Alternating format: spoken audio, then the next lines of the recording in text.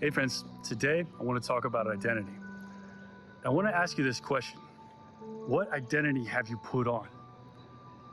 And is it the true identity with which you were created? And have you told yourself that you're nothing without that identity? I want to give you an example.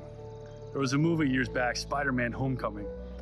And in this movie, they bring in Tony Stark, the Iron Man character, as almost like a mentor figure for Spider-Man.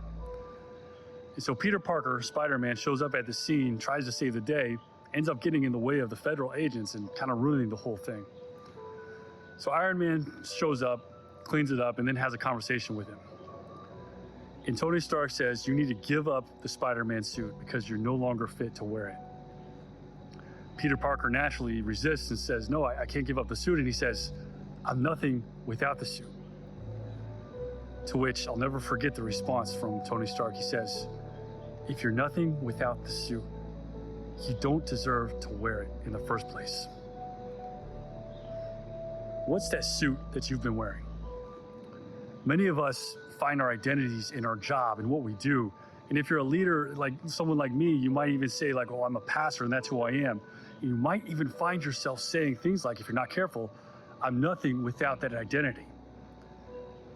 And you being yourself without that label, without that gravitas of that title, it's hard for you to imagine. I was reminded of this the other day once again. I was pushing my kids on the swing.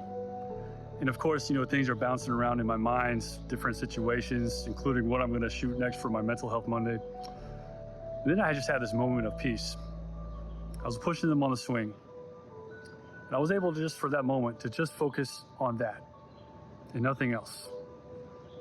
And just to realize in this moment, I don't have to be pastor or leader or even Mental Health Monday guy. I can just be dad, and that's enough.